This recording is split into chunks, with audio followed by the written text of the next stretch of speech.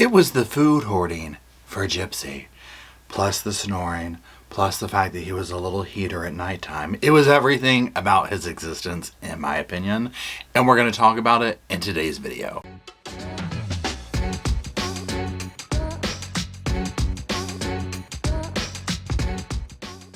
Hello, Sofa Squad, and welcome back to the sofa.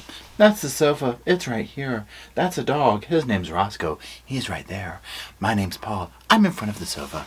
Now, today we're going to be continuing our talk on Gypsy Rose Blanchard. I thought a few videos ago, I was like, I just want to talk about this one thing, and literally since then, it's just one thing after the other where I'm like, okay, wait, hold on, where are we at now? So what we're going to specifically do in this video is talk about 3 different little updates from some articles that I've read. And we'll be reviewing those updates by looking at the articles and talking about it, making commentary on it, so on and so forth, okay? Now, if you want to follow me and Roscoe somewhere besides the tubes, well, we're on the Instagram, just like it says on the damn screen, okay? Go on, give it a follow. Okay, now look, let's go ahead and jump into that first article. And we're coming in hot right now, y'all. Let's talk about what all this drama was over, and allegedly it was over Ryan's food hoarding. Now, you're going to see on the screen here, this is from TMZ. You know it's from TMZ. You already know. It says, Gypsy Rose Blanchard blow-up fight with hubby Ryan over his food hoarding. Roar. I feel like that's the way the headlines want you to read them out loud. So let's just get into the first little paragraph here. And again, this is going back to like the blow-up that happened. Remember, she filed a restraining order against him. Obviously, she's separated, so on and so forth, right? So it does say here that, Gypsy and Ryan got into a major fight about his food hoarding ways before splitting up. Now, this is a source that's close to Gypsy, so take that for what it is. And they say that, she wasn't fully aware of his hoarding issues regarding food before she moved in with him once she was released from prison. Now, this caused a bunch of tension. They were in a 2-bedroom apartment. So it says that Ryan allegedly collects and keeps food items in bulk, which Gypsy wasn't feeling. Gypsy told people around her the hoarding behavior reminded her of her late mother, Dee Dee Blanchard. Remember, Gypsy went to prison for being part of taking her mother's life. So let's continue. The next page says, however, this isn't the only thing that the couple butted heads about. As we're told, Gypsy also struggled with Ryan's snoring, which made it difficult for her to sleep. Plus, she told loved ones Ryan's kind of a human furnace, running very hot at night, and she likes sleeping in a cool bed. Now it says that Gypsy was eventually bothered by Ryan's fridge. It was filled with a bunch of old food items that just needed to be thrown away. Now, when he wasn't home, she would apparently throw these food items away. Well, when he would come home and discover this, he was not happy. And it says that the sources say that this sparked a huge argument. It left Gypsy feeling shaken. She found it scary. He got so worked up about a refrigerator. Now, if you remember, one of the things that she did the restraining order is that she did it because, he got upset and he got in her face and it triggered her, this, that, and the other, or whatever. Okay, so let's talk about this one thing right here. First of all, her sitting here saying, like, the food hoarding and he snores and he's a little furnace. How many couples do you know, okay, that talk... Take away the food hoarding part. Just the part of not being compatible to sleep in the same exact bed every single night where it's like, oh my God, they toss and turn. That's normal couple stuff, okay? Obviously, you would want it to not be that way. What is not normal about this, and I'm not saying that in a negative way, is the way that this situation came about. I mean, she was released, they got married, instant coming together and all this new stuff. So not only is she getting used to the new world for the first time in her life, she's having to be with somebody and go through the nuances of a relationship. And your partner snoring and being obnoxious while you're trying to sleep is kind of what you sign up for. However, one would hope and think in the first, 6 months that you would still be in like world over your person and not like, ugh, God, they breathed again. I just can't stand it. Which is seemingly where she was at out of the gate, okay? We'll talk about that here in a little bit too, but let's go on to the next article before we kind of talk about all of it at the end. Now, we're going to go back to the whole situation that's going on with Gypsy and Ken. This is her ex.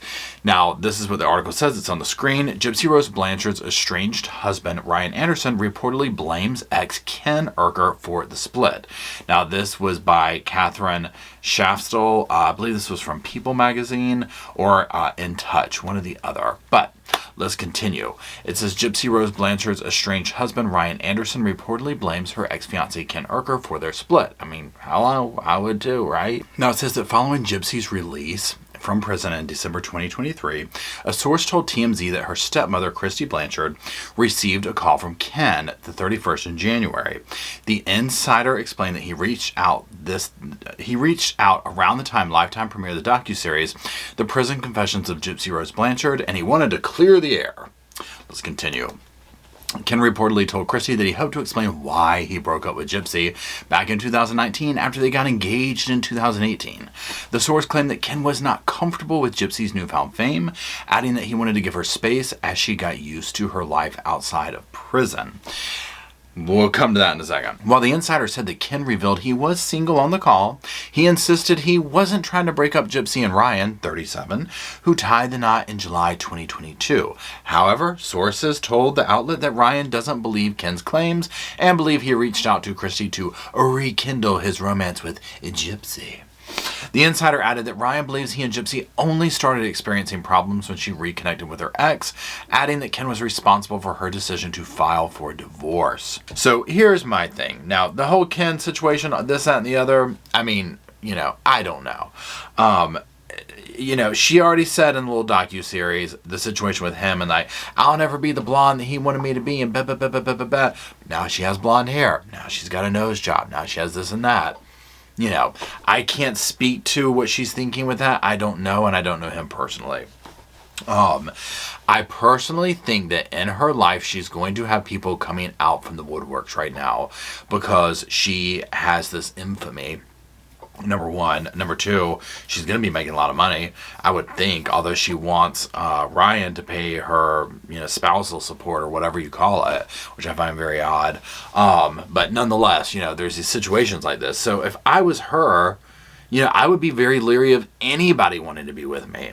And just like the Ken said, where he was like, well, I wanted her to, really be able to just spread her wings when she got out or whatever, and do all that. And yes, that's what a normal situation should be, of allowing her that space. If she had no family and no one to turn to, I mean, obviously you would hope somebody would step up, right?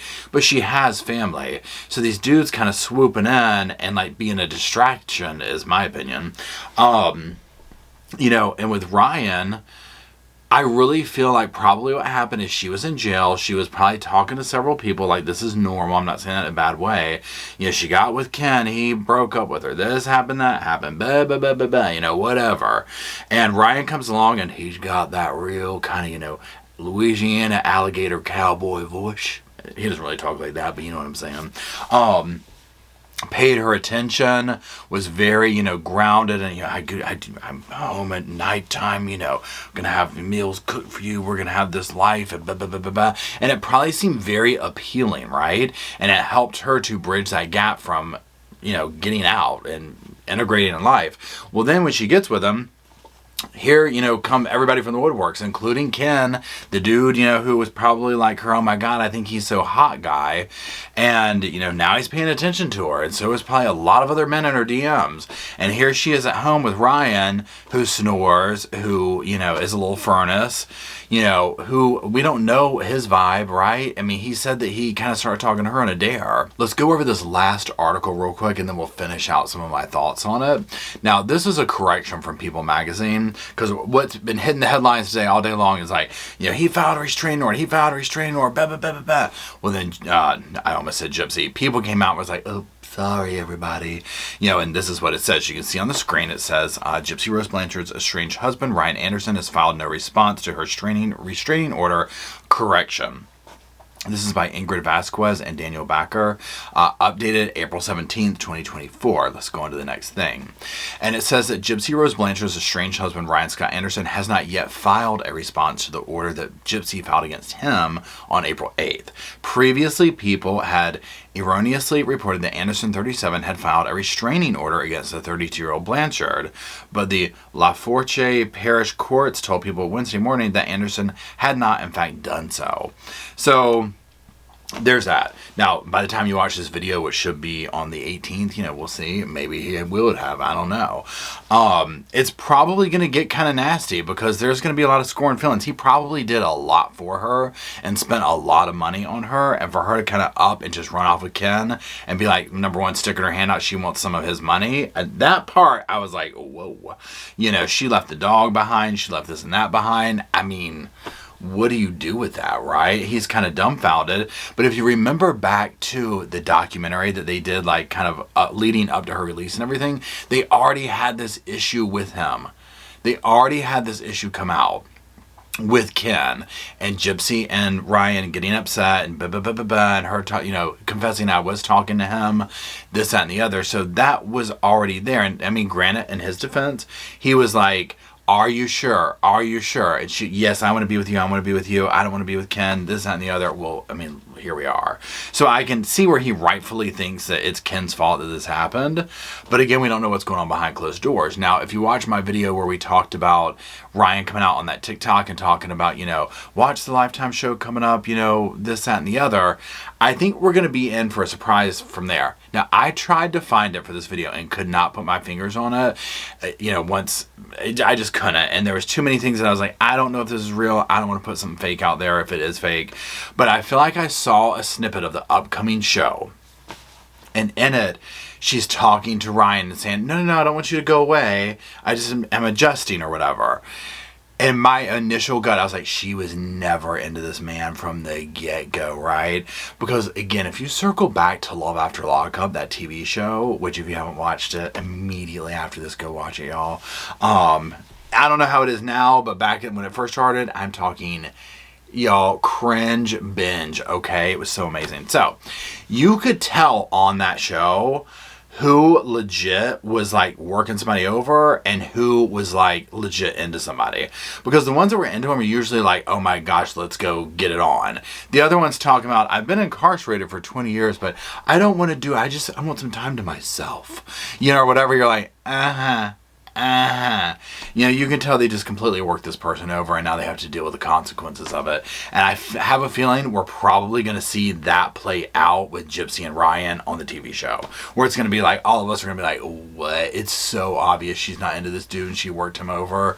You know what I'm saying? But we will see. We are 100% going to follow that show over here now, y'all. I mean, I think it comes out in June of 2024. And the calendar already, right? So anyways, let me know what you think. I would say, again, like, hey, we're just going to wait for something major to talk about in this case, but that could be tomorrow, okay? At this point, I mean, there's no telling what else is going to go on. I think this is going to get nasty, and it's really, really unfortunate to see the implosion of this entire situation and all the people involved in it. So that's it. If you are still watching, thank you very much.